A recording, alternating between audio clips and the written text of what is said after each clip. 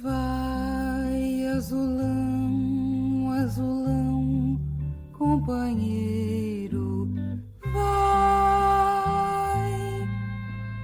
vai ver. Manuel Carneiro de Souza Bandeira Filho, mais conhecido apenas como Manuel Bandeira, foi um dos maiores poetas do nosso país, sendo considerado hoje em dia como uma das grandes referências da poesia moderna brasileira. Diferentemente do que costumamos apresentar nos áudios do Hoje na Luta, Manuel Bandeira não é o nosso homenageado do dia por ter sido um grande comunista, um escritor politicamente engajado, ter uma história de luta ou outra coisa do tipo. Na verdade, dedicamos esse espaço a Manuel Bandeira porque ele também marcou a história do Brasil, mas foi através da sua arte e da contribuição que ele deu para a cultura por aqui.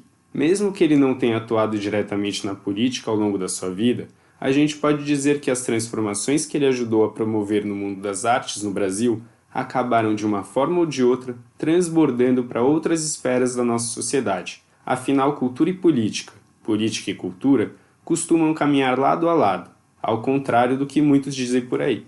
Manuel Bandeira nasceu no Recife no dia 19 de abril de 1886 e veio a falecer em 13 de outubro de 1968, no Rio de Janeiro, aos 82 anos. Filho de uma família muito tradicional de advogados e políticos da elite pernambucana, Manuel Bandeira teve uma infância e juventude muito distantes do que era a realidade da imensa maioria da população brasileira naquela época. Se hoje em dia, depois de políticas de democratização do acesso ao ensino superior, com os governos do PT, não é muito mais do que 20% da nossa população que tem ensino superior completo, imagino que era cursar uma faculdade 100 anos atrás. Infelizmente, era para uma pequeníssima parcela da população.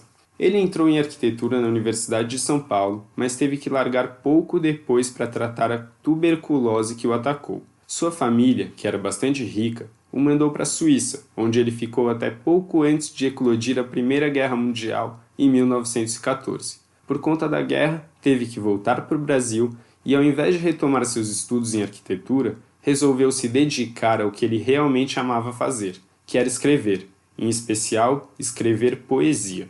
Podendo se dedicar ao que ele fazia de melhor, Bandeira publicou seu primeiro livro de poemas no ano de 1917, chamado A Cinza das Horas. Foi aí que ele começou a ganhar destaque enquanto poeta e foi aos poucos se consolidando como um dos maiores da sua geração, o que fez com que ele exercesse uma influência enorme sobre os poetas que vieram depois dele. Para se ter uma ideia da ascensão fulminante que ele teve como poeta, só 5 anos depois de ter publicado seu primeiro livro, Manuel Bandeira teve um poema seu, chamado Sapos, lido na abertura da Semana de Arte Moderna de 1922, e que era um poema extremamente crítico ao jeito de fazer poesia dos escritores da época, que era uma coisa muito elitista e inacessível. Essa preocupação de dar uma cara brasileira para o que era produzido nas artes, que a Semana de Arte Moderna de 22 ajudou a construir, tem bastante a ver com a trajetória de Manuel Bandeira, que apesar da sua origem abastada, sempre se preocupou em dialogar com o brasileiro comum,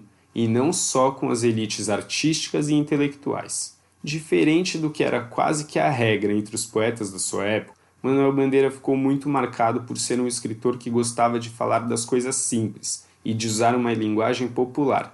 Enquanto a maioria dos poetas do seu tempo fazia questão de tentar falar de um jeito complicado, de usar as palavras mais sofisticadas, importando um estilo, os gostos e as preferências de poetas da Europa, Manuel Bandeira sempre fez questão de que a sua poesia se comunicasse com a maior parte das pessoas daqui. A escolha dos temas, muito ligados ao cotidiano das pessoas, e da linguagem popular que ele usa, são os melhores exemplos disso. Tem um verso de uma poesia dele que ilustra isso muito bem. Nele ele fala: "Quero a delícia de poder sentir as coisas mais simples."